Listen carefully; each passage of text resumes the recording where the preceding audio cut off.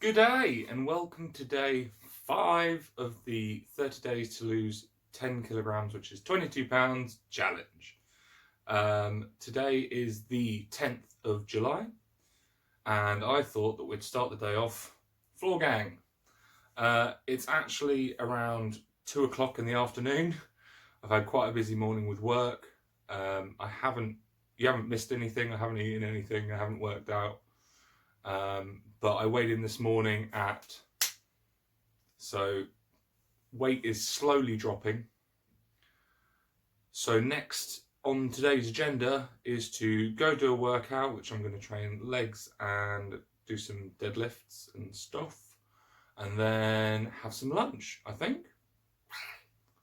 Does that sound good? Sound great? I'll see you then. Stop what you're doing. Do me a massive favour. Like and subscribe. Alright. Let's do this.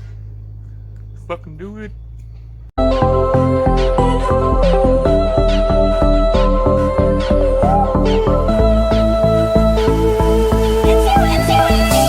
Alright, workout is done. Now on to some food. Alright, for lunch we have the same as the other day, which is corned beef and olives. I'll put the macros up there, and I'll catch you guys in a bit. Alright, now that I've eaten and worked out and relaxed, I thought we'd come back to the floor gang, and I wanted to elaborate a bit more on the ketogenic diet, how it works, kind of a dummy's guide really. I started the ketogenic diet on the 3rd of February, and keto basically means ketosis. So it's a way of putting your body into a state where it, excuse me, that's very loud, where it lives off fats rather than sugars. So rather than using carbohydrates and sugars for fuel, you're using fats, and your liver is turning the fats into things called ketones. And ketones just give you energy. The only downside to it is you have to fully cut out carbohydrates and sugars, otherwise your body won't start making ketones. Agua.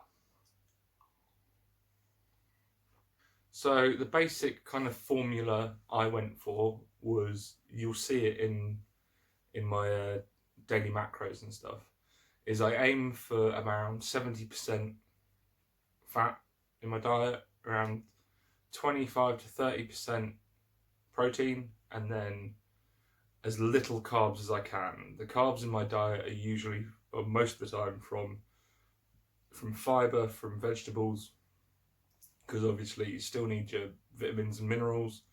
So cruciferous, that's a hard word, cruciferous vegetables such as broccoli and cauliflower are really good for you, but at the same time other vegetables are higher in fructose, like carrots, yellow and red bell peppers, etc, etc. Basically stay to the green stuff and not the brightly coloured stuff. Simple. But it's one of those great things where a lot of people find they drop rate. A lot of people find that they drop weight really quickly on a keto diet because they're not having the carbohydrates come in, which means they're not retaining water as much as they were before. So your body is basically dehydrated for the first week or so, which is the number one downside to keto, is that during the first week, you feel like crap. And if you're like me and you have a sweet tooth, the cravings are unreal. But if you can push through that first week, then your standings will be so much better. After the first week, it's fairly easy. There are so many recipes online, so many recipes on YouTube, just everything. There's a website I found which was the Diet Doctor. They have great recipes. And they're not like most recipe websites where they give you 7 pages of blah blah blah blah blah blah blah before they actually give you the recipe itself. But that you can make alternatives for pretty much anything. I've had lemon cake, I've had coconut macaroons, I've had chocolate brownies, chocolate mud cake. And they're all keto friendly because you use different ingredients. You use sweeteners, you use coconut flour rather than normal grain flour. There are ways round most things. I've just seen that I have cobwebs by my window. Not happy. Oh well. The second downside is that if you are active in the gym and you actively lift weights, your ability to lift as much weight as you used to will drop drastically.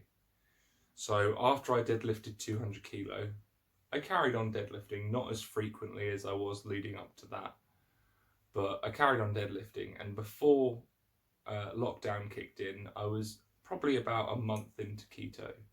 So a month into keto, still going to the gym, still deadlifting. And I think the last deadlift session I had, my working weight was about 145, where a month or two prior, my working weights were 175, 180, a lot higher.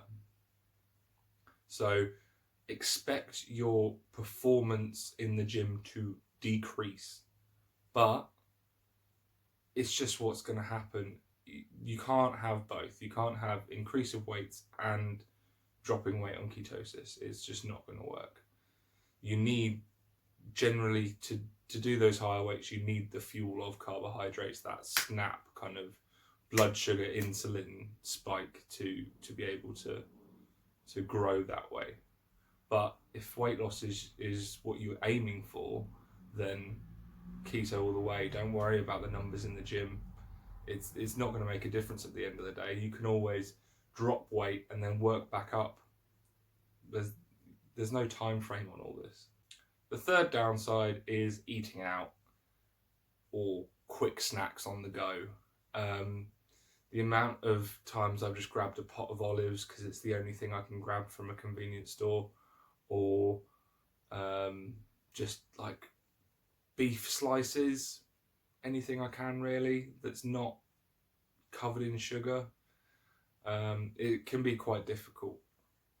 Also, it's a very sad moment when you go to McDonald's and you order a cheeseburger without the bun or the sauce or the pickles or the onions, and you just get given a slab of meat with a slice of cheese on top, and they don't put it in a normal burger box half the time. They'll put it in something different just to make you feel even more outcasted. But yeah, so eating out isn't that easy. You can find ways around it. If you just go for steak and vegetables, it works that way. Some of the untold upsides is an interesting one to me. So a couple of the biggest upsides that I've found is, number one, I used to really suffer from heartburn, and I know it was because of sugar.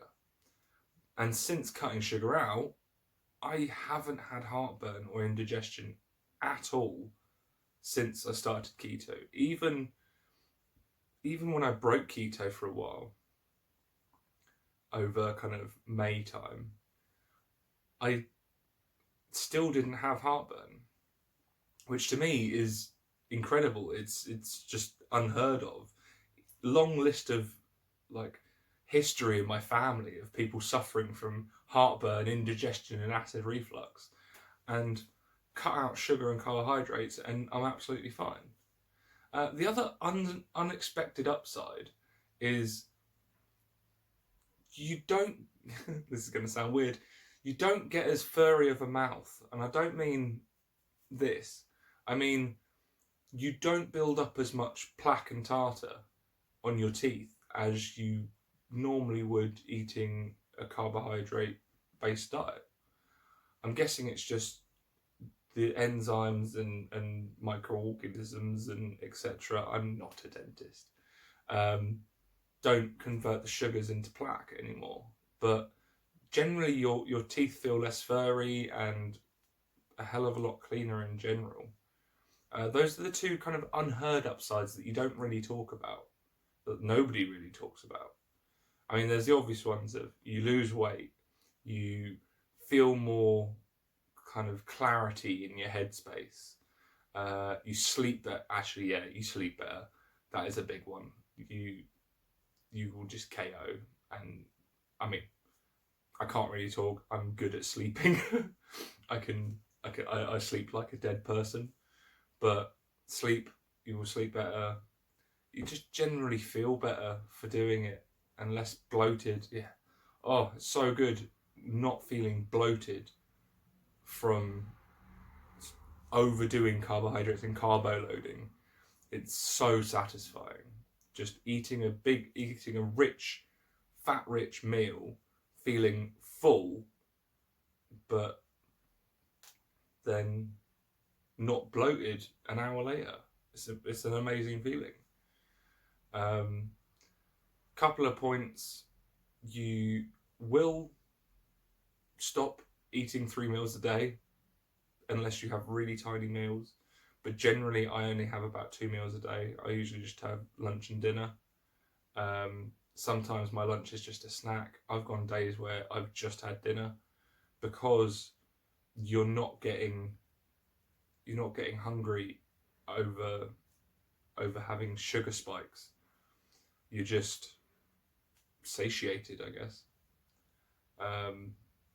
But yeah, I thought I'd go a bit more into the ketogenic diet and how it can work. Actually, wait, I'm going to finish off with how you can do the ketogenic diet.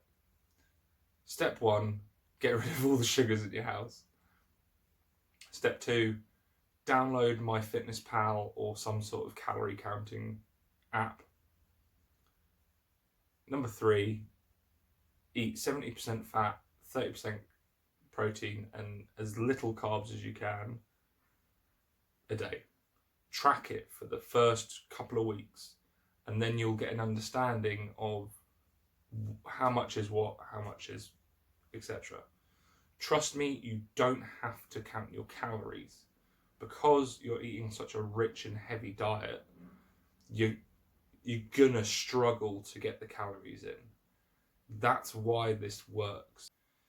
Yes, you've got the added benefit of your body is now running off fats, so it will start using up the fat stores that you currently have. But it's the simple equation of if you want to lose weight, take in less calories. So I hope all this helped. I will catch you at dinner.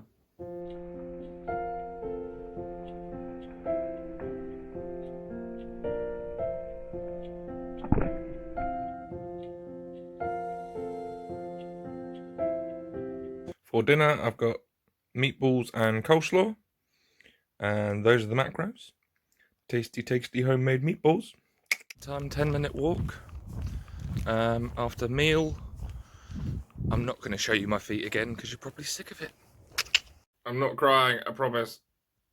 Okay, that ends off today with, that's my macros with the calories.